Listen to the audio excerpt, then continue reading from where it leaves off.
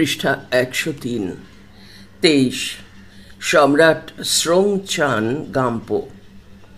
চীনের ঐতিহাসিকদের মতে ষষ্ঠ খ্রিস্টাব্দ পর্যন্ত তিব্বত কতকগুলি ছোট ছোট খণ্ড রাজ্যে বিভক্ত ও বিচ্ছিন্ন ছিল। বিভিন্ন উপজাতি এই ক্ষুদ্র রাজ্যগুলি শাসন করত। নামরি স্রোং-চান ষষ্ঠ সপ্তম শতক স্রোং-চান গাম্পোর পিতা, তিনি প্রথমে এই পার্বত্য আদিবাসীদের ঐক্যবদ্ধ করে তিব্বতে একটি শক্তিশালী রাজ্য স্থাপন করেন। তার সেনাবাহিনীতে ১,০০,০০০ সৈন্যও সংগঠিত করেন। মধ্য ভারত পর্যন্ত এক সামরিক অভিযান পরিচালনা করে তিনি জয়লাভ করেন। সিলভান লেভির মতে নামরি স্রোং-চানের নামের অনুসরণেই বাংলা ও আসামে ৫৯৩ থেকে ৯৪ খ্রিস্টাব্দ থেকে বর্ষ গণনায় সন ব্যবহার শুরু হয়। পৃষ্ঠা ১০৪। শিশুকালে স্রোং-চান গাম্পোর নাম ছিল ঠিদে স্রোং-চান। মাত্র ১৩ বৎসর বয়সে তিনি রাজা হন। রাজকার্য ও ধর্মাচরণের সমান নিষ্ঠা ও ন্যায় পরায়ণতার জন্য তার নাম হয় স্রোং-চান গাম্পো। তার উদ্যোগেই তিব্বত প্রথম বৌদ্ধ ধর্মে দীক্ষিত হয়। তিনি বৌদ্ধ শাস্ত্রের ১০ অনুশাসন অনুসারে হত্যা, দস্যুতা, ব্যভিচার ইত্যাদি অপরাধের শাস্তি দানের জন্য আইন প্রণয়ন করেন। এছাড়া চীন থেকে রেশমগুটি, তুঁত গাছ, কাগজ কালি, বর্ষপঞ্জি, জলচালিত শস্য পোষণ যন্ত্র ইত্যাদি এনে তিনি স্বদেশে তাদের ব্যবহার চালু করেন। কিন্তু নিরক্ষর তিব্বতকে স্বাক্ষর করাই তার জীবনের সবচেয়ে মহৎ কীর্তি। তার পূর্বপুরুষ লাহা-থো থোরির সময়ে তিব্বতে বৌদ্ধ শাস্ত্র সমূহের আবির্ভাব হয়তো ঘটেছিল, কিন্তু তা সামান্যই কার্যকরী হয়েছিল, কারণ তিব্বতের মানুষদের তখনও অক্ষর পরিচয় হয়নি। সেই শাস্ত্র গ্রন্থগুলি পড়া, অর্থ উদ্ধার করা বা নিজ ভাষায় সেগুলি অনুবাদ করা কোনোটাই তখন তাই সম্ভব হয়নি। তাই লিখিত ভাষার উদ্ভাবন ও ভাষা শিক্ষায় সেই যুগের তিব্বতে সবচেয়ে বড় প্রয়োজন ছিল। সম্রাট স্রোং-চান গাম্পো তাঁর স্বদেশবাসীর এই আকাঙ্ক্ষা পূর্ণ করেন। এই শক্তিমান সম্রাটের শাসনে তিব্বত বর্বর দশা থেকে মুক্ত হয়ে সভ্যতার স্পর্শ লাভ করে। সম্রাট স্রোং-চান গাম্পোর এই বহুমুখী কীর্তিকলাপ তিব্বতে বিভিন্ন লোকসঙ্গীতে স্মরণীয় হয়ে আছে। তিব্বতের ঐতিহাসিকরা বলেন, বৌদ্ধ ধর্ম প্রচারে স্রোং-চান গাম্পোর প্রেরণার উৎস ছিলেন তাঁর বিদেশিনী ২ রানী, নেপালের রাজকন্যা ও চীন রাজকন্যা। মন্ত্রী থোনমি সম্ভোটের সফল দৌত্যের ফলে নেপালরাজ অংশু বর্মনের কন্যার সঙ্গে স্রোং-চান গাম্পোর বিবাহ হয়। চীনের রাজকন্যার সঙ্গে তিব্বত রাজের বিবাহ সম্পর্কে অনেক কাহিনী প্রচলিত আছে। চীনের ইতিহাস থেকে জানা যায়, চীন সম্রাট ৬৩৪ খ্রিস্টাব্দে তিব্বত রাজ্যের সঙ্গে উপহার বিনিময় ও বন্ধুত্বের চুক্তি করেন। তিব্বত দূত পাঠিয়ে চীনকে জানায় যে তিব্বত রাজ্যের সঙ্গে বিবাহের জন্য চীন রাজকন্যাকে প্রেরণ করা হোক। তিব্বতের এই প্রস্তাব চীন প্রত্যাখ্যান করে। চীনের এই অসম্মতির উত্তরে তিব্বত ২,০০,০০০ সৈন্য নিয়ে চীন আক্রমণ করে। ৮ বৎসর ধরে চীন ও তিব্বতের মধ্যে এক রক্তক্ষয়ী যুদ্ধ চলে। শেষ পর্যন্ত ৬৪১ খ্রিস্টাব্দে চীন সম্রাট তাই সুং তিব্বতের দাবি মেনে নেন এবং চীন রাজকন্যাকে প্রেরণ করা হয়। পৃষ্ঠা ১০৫। তিব্বতের ঐতিহাসিকদের মতে এই ২ রাজকন্যা বৌদ্ধ ধর্মের প্রগাঢ় অনুরাগিনী ছিলেন। তাঁদের প্রভাবেই স্রোং-চান গাম্পো বৌদ্ধ ধর্মের প্রতি শ্রদ্ধাশীল হন। কথিত আছে যে স্রোং-চান গাম্পো নেপাল রাজের কাছে তাঁর কন্যার পানি প্রার্থনা করে, পয়াকার মধ্যে নয় হর্ষই, পানি প্রার্থনা করে এই বার্তা পাঠান, উদ্ধৃতি শুরু, বর্বর তিব্বতের রাজা আমি, দশকুশল অনুশীলন করি না। যদি অনুগ্রহ করে আপনার কন্যাকে দান করেন, তাহলে আমি ৫০০ দেহ ধারণ করে দশকুশল চর্চা করব। যদিও আমি নির্মাণ কৌশল জানি না, তবুও আপনি যদি চান তাহলে আমি ৫০০ মন্দির নির্মাণ করব। দাঁড়িয়ে উদ্ধৃতি শেষ। তিব্বতে বৌদ্ধ ধর্ম প্রচার ও প্রসারে স্রোংচান গাম্পো ও তাঁর দুই রানীর বিশিষ্ট ভূমিকা তিব্বতবাসীরা শ্রদ্ধার সঙ্গে স্মরণ করেন। সেই কারণেই সম্রাট স্বয়ং অবলোকিতেশ্বরের অবতার রূপে ও তাঁর মহিষী নেপাল রাজকন্যা অবলোকিতেশ্বরের অন্যতম শক্তি মূর্তিমতী ও চীন রাজকন্যা অপর শক্তি হরিত ভ্রিকুটি তারা রূপে পূজিত হন। ভয় রি কয়হস্য টয় দীর্ঘই ভ্রিকুটি তারা।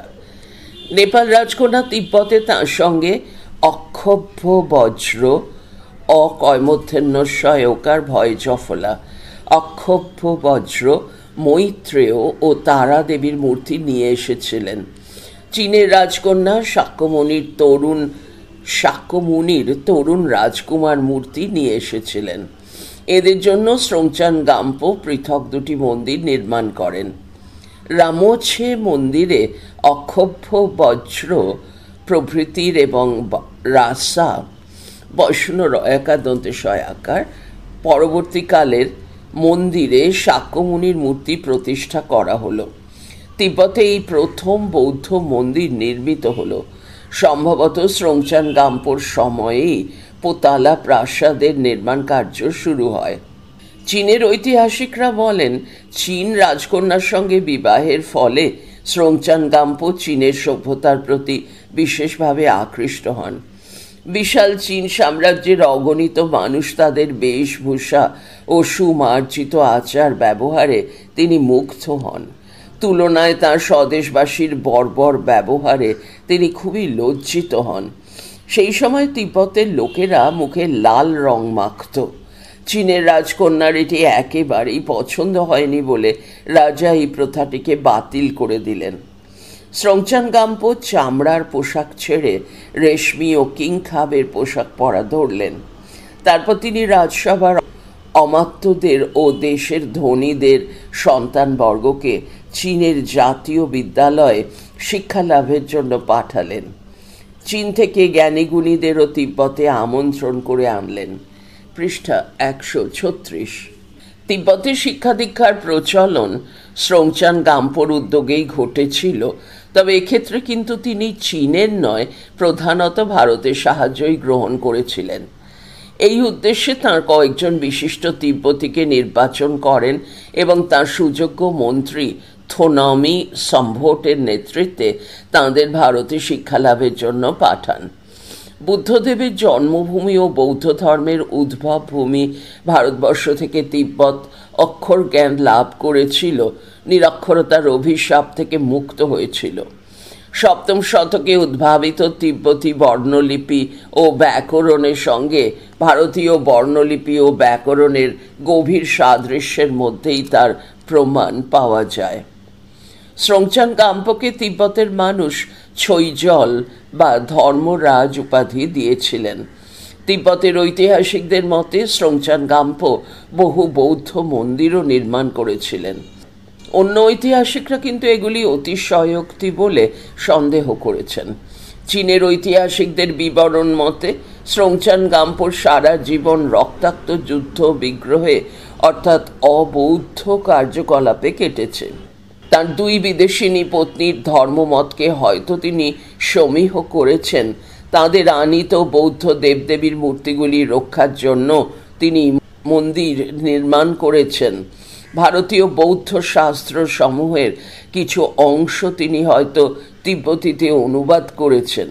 তা সত্ত্বেও পাশ্চাত্য ঐতিহাসিকরা কিন্তু মনে করেন যে ধর্মরাজ উপাধি পাওয়ার মতো ধর্মীয় কার্যকলাপ স্রোংচান গাম্পো বিশেষ কিছুই করেননি। যাই হোক, তাঁর ধর্মরাজ উপাধির যৌক্তিকতা সম্পর্কে সন্দেহ থাকলেও তিব্বতের প্রথম যুগের ইতিহাসে স্রোংচান গাম্পো যে প্রধান পুরুষ সে সম্পর্কে কোনো সন্দেহ নেই। তবে ঠিক কোন সময়ে কতদিন তিনি জীবিত ছিলেন এইসব বিষয়ে পণ্ডিতদের মধ্যে মতভেদ আছে। কয়েকজন তিব্বত বিশারদের মতে স্রোংচান গাম্পোর ৮২ বৎসর বয়সে মৃত্যু হয়।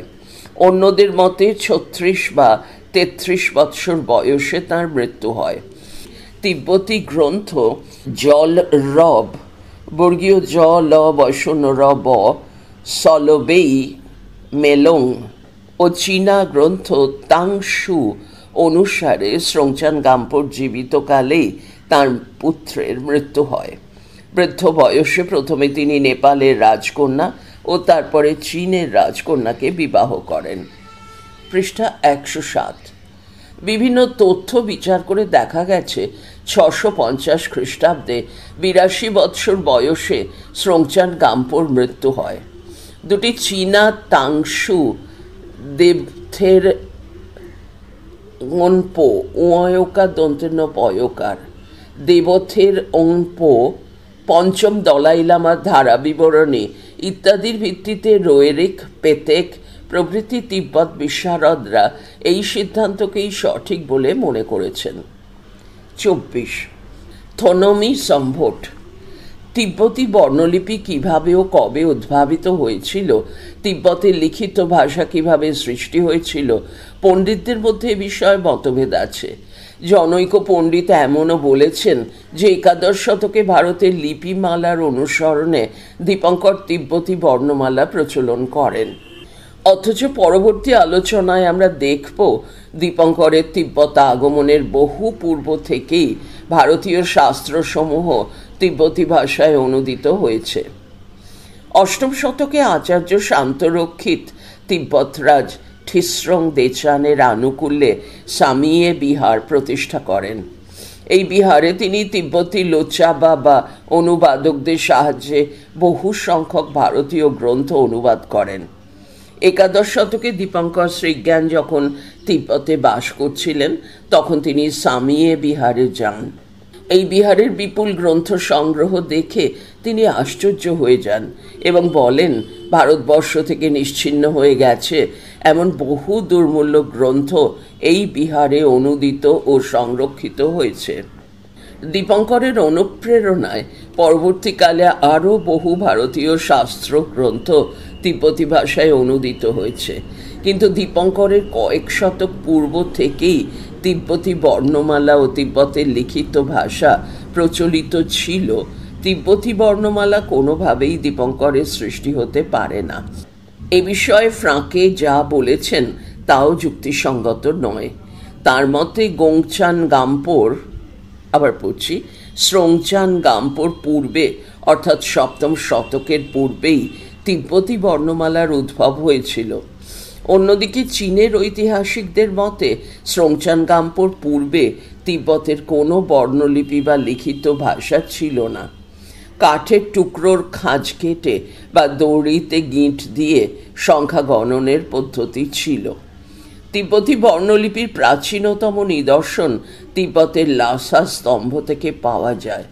পৃষ্ঠা ১০৮। এই স্তম্ভগাত্রে চীন ও তিব্বতের মধ্যে ৮২১-২২ খ্রিস্টাব্দে যে সন্ধি চুক্তি হয়েছিল সেই ঘোষণাপত্রটি খোদিত আছে।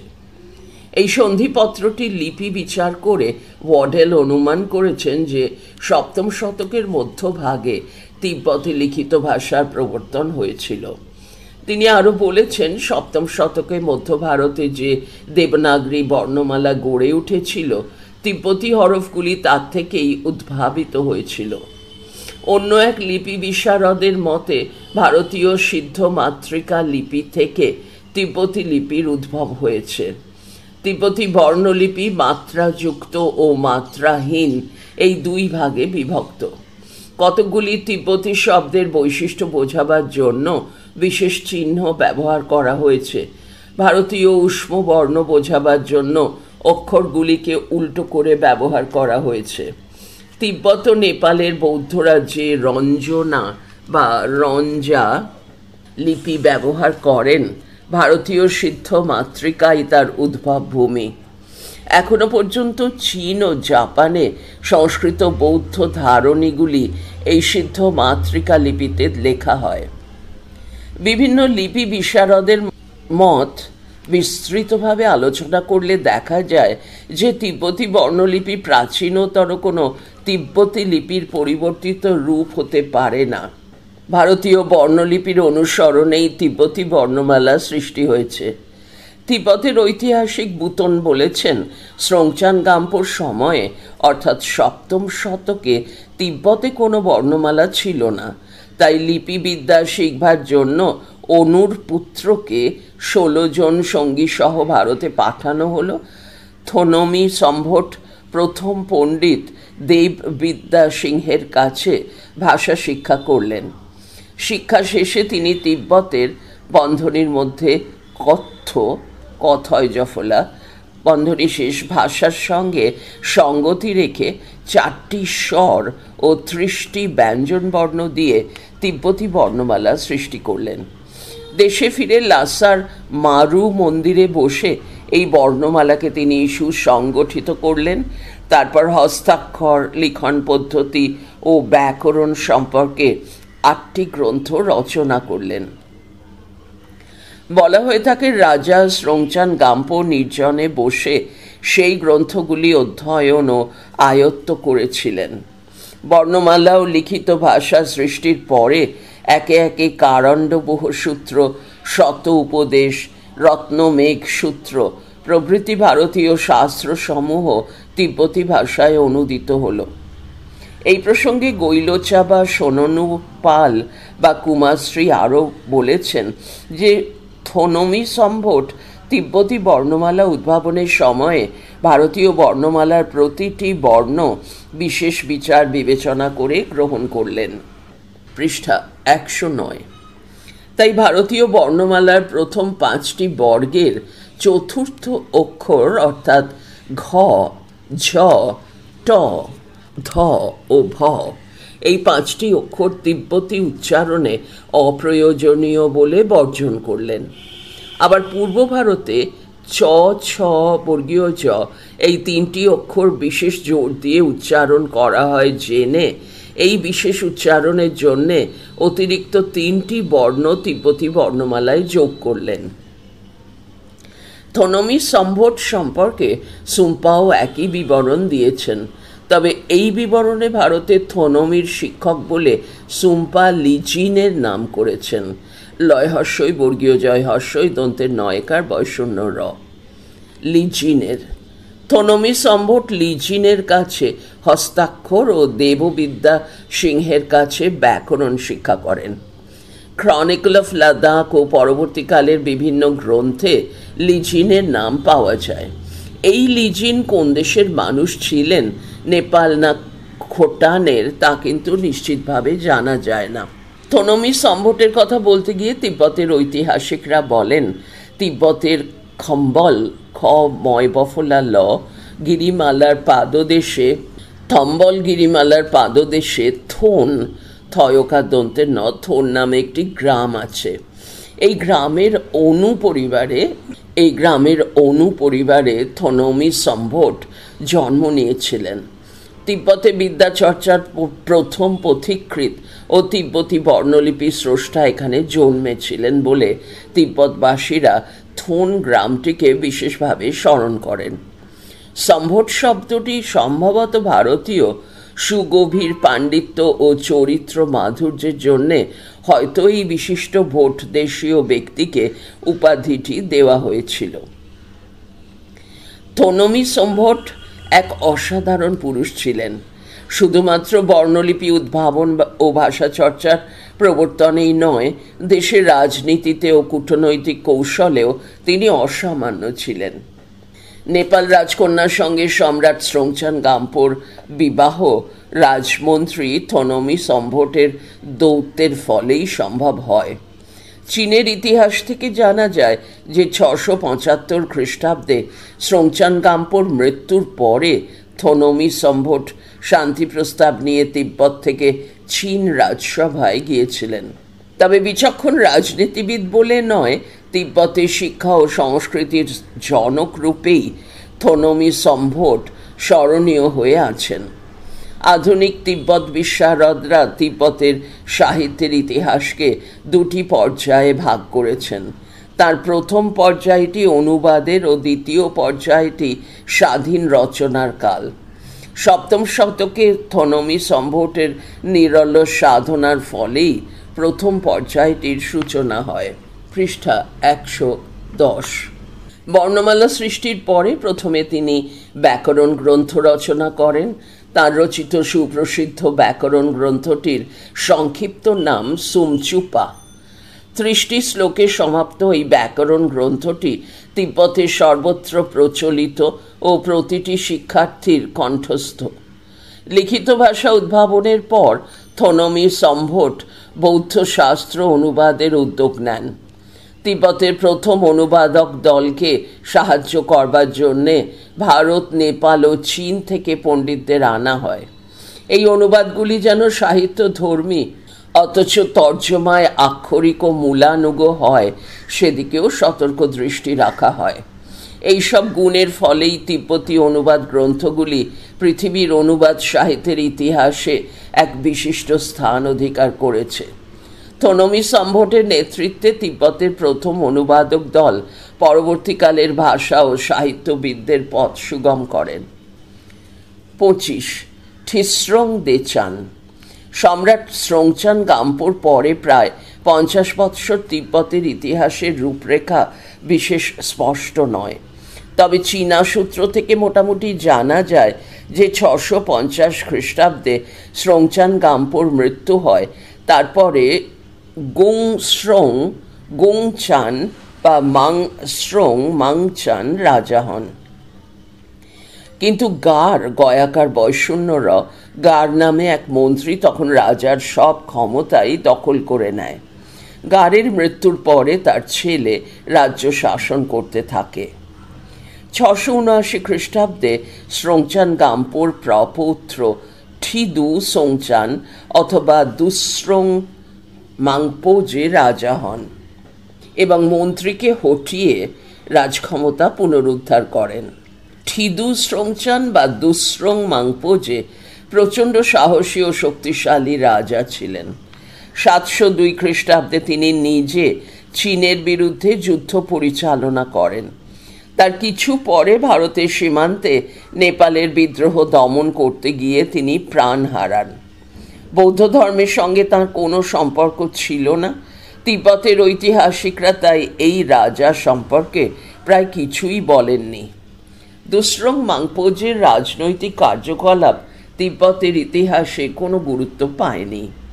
ঠিদু স্রোংচান বা দুস্রং মাংপোজের পুত্র ঠিদে চুকতান অথবা মে আকছোম 705 থেকে 755 খ্রিস্টাব্দ ও তাঁর পুত্র ঠিস্রং দেচান 755 থেকে 797 খ্রিস্টাব্দ রাজা হন। পৃষ্ঠা 111। পিতা পুত্র এই দুই রাজা সম্পর্কে তিব্বতের ঐতিহাসিকরা বিশেষ আগ্রহ দেখিয়েছেন। এরা দুজনেই বৌদ্ধ ধর্মের অনুরাগী ছিলেন। ঠিদে চুগদানের সময় থেকে দেশে বৌদ্ধ ধর্মের প্রতিপত্তি বাড়তে থাকে। তার এক মন্ত্রী ছিমফুর গিরিশঙ্কর থেকে একটি তাম্রলিপি উদ্ধার করে আনেন। তাম্রলিপিটিতে স্রোংচান গাম্পোর নির্দেশ উৎকীর্ণ ছিল। সেই নির্দেশ অনুসরণ করে ঠিদে চুগতান অনেক বিহার নির্মাণ করেন। রাজার উদ্যোগে চীন ও অন্যান্য দেশ থেকে পণ্ডিতদের আমন্ত্রণ করে আনা হলো। গণিত, চিকিৎসা শাস্ত্র সমূহ এবং সুবর্ণ প্রভসোত্তম, কর্মশতক প্রভৃতি গ্রন্থ অনুবাদ করা হলো। ঠিদে চুগতান এক দুর্ধর্ষ রাজা ছিলেন। চীনের সঙ্গে তার প্রচণ্ড যুদ্ধ হয়। তিব্বত রাজ্যের সঙ্গে নিজ কন্যার বিবাহ দিয়ে চীন সম্রাট সন্ধি স্থাপন করতে চান। ঠিদে চুগতানের সঙ্গে চীন রাজকন্যার বিবাহ হয়। এই বিবাহকে কেন্দ্র করে তিব্বতে অনেক রোম্যান্টিক কাহিনী প্রচলিত আছে। ঠিস্রং দেচান এই বিবাহেরই সন্তান। শিশুকালে ঠিস্রং দেচানের পিতৃবিয়োগ হয়। মাত্র 13 বৎসর বয়সে তিনি রাজা হন, কিন্তু প্রকৃত ক্ষমতা থাকে প্রধানমন্ত্রী মাসাং এর দখলে। এই মাসাং শুধু যে পোন ধর্ম বিশ্বাসী ছিলেন তাই নয়, ঘোরতর বৌদ্ধ বিদ্বেষীও ছিলেন। রাজার অল্প বয়সে সুযোগ নিয়ে প্রথমেই তিনি বৌদ্ধ ভিক্ষুদের দেশ থেকে দূর করে দিলেন। তারপর লাসা মন্দিরের বুদ্ধ মূর্তিটিকে স্থানচ্যুত করে বাইরে পাঠিয়ে দিলেন। বৌদ্ধ বিহার ও মন্দিরগুলিকে কসাইখানায় পরিণত করলেন। বৌদ্ধ ধর্মের প্রতি যথেষ্ট আকর্ষণ থাকলেও কিশোর রাজা এই অনাচার অত্যাচারের কোনো প্রতিকার করতে পারলেন না। এদিকে সালনাং নামে দন্তের শয়াকার ল দন্তের নয়াকার অনুসার সালনাং নামে ঠিস্রং দেচানের এক বৌদ্ধ মন্ত্রী নেপাল ও বুদ্ধ গয়ায় যান।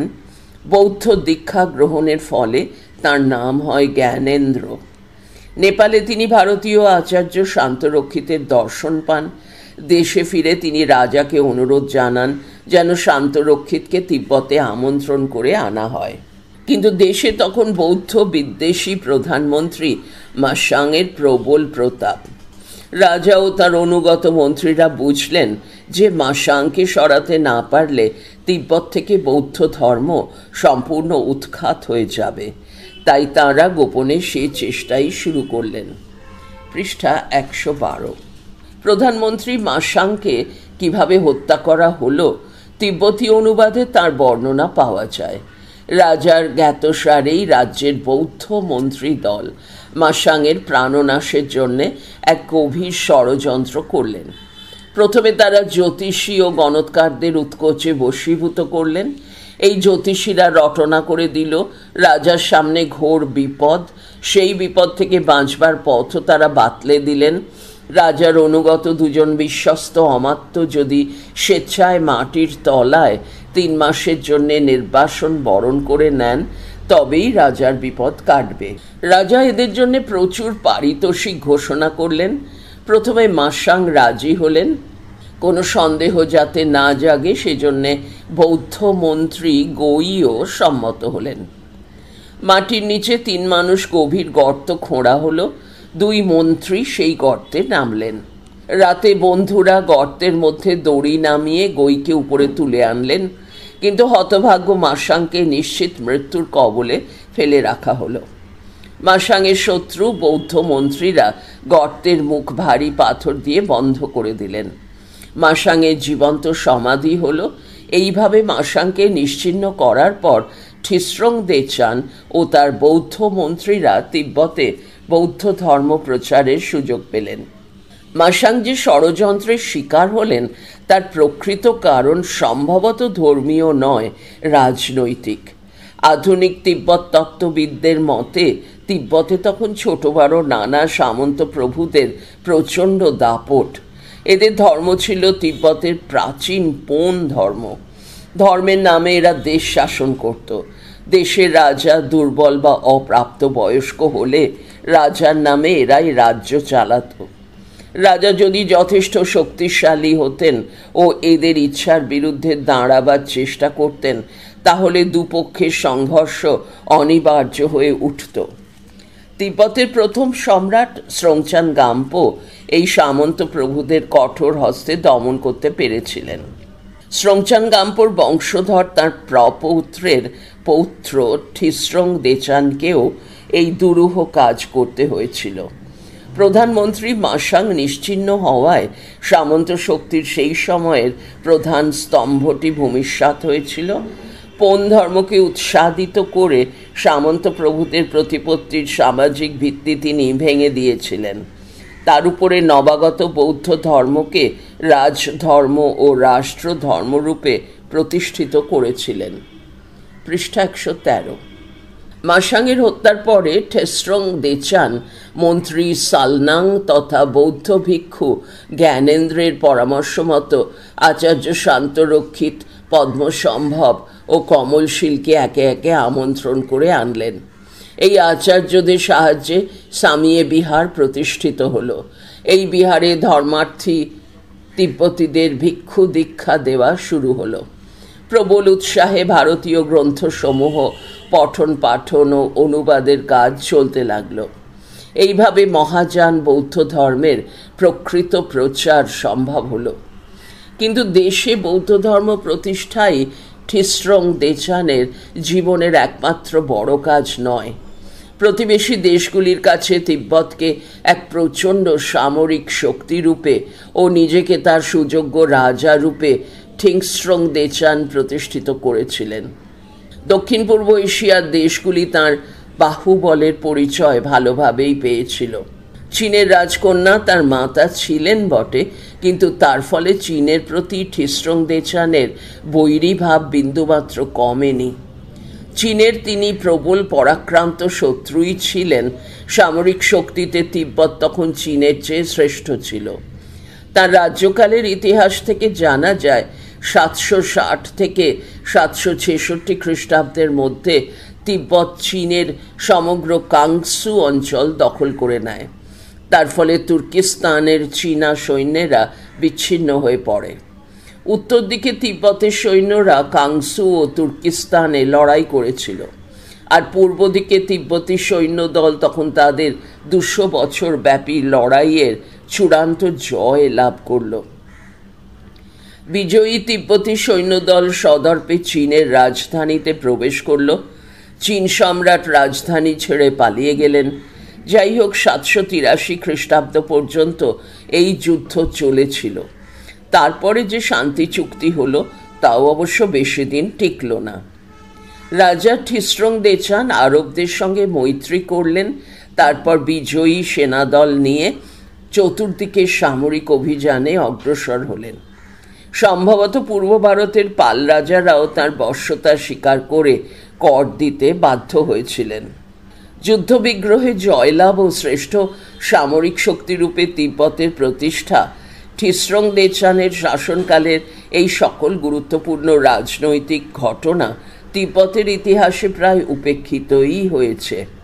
কিন্তু ঠিস্রং দেচান তার রাজ্যে কিভাবে তিব্বতের প্রাচীন পৌন ধর্মকে সম্পূর্ণ নিশ্চিহ্ন করেন, পৃষ্ঠা 114, কিভাবে বৌদ্ধ ধর্মকে রাষ্ট্রধর্মের মর্যাদায় প্রতিষ্ঠিত করেন, তিব্বতের ঐতিহাসিকরা শুধু সবিস্তারে সে বর্ণনাই দিয়েছেন। তিব্বতে বৌদ্ধ ধর্ম প্রতিষ্ঠার ঠিস্রং দেচানের ভূমিকা স্মরণ করে, আবার পড়ছি ছাপার ভুল, তিব্বতে বৌদ্ধ ধর্ম প্রতিষ্ঠায় ঠিস্রং দেচানের ভূমিকা স্মরণ করে তিব্বতবাসীরা তাঁকে বোধিসত্ত্ব মঞ্জুশ্রীর অবতার বলে পূজা করেছেন। একদিকে বিদেশি রাজ্যের বিরুদ্ধে সশস্ত্র সংগ্রামে জয়লাভ, অন্যদিকে দেশে অহিংস ধর্মের প্রচার ও প্রতিষ্ঠা, এই দুটি পরস্পর বিরোধী কাজই তিনি সমান উৎসাহে করেছেন। তিব্বতের ইতিহাসে ঠিস্রং দেচান তাই এক অসামান্য শক্তিশালী রাজা রূপে স্মরণীয় হয়ে আছেন।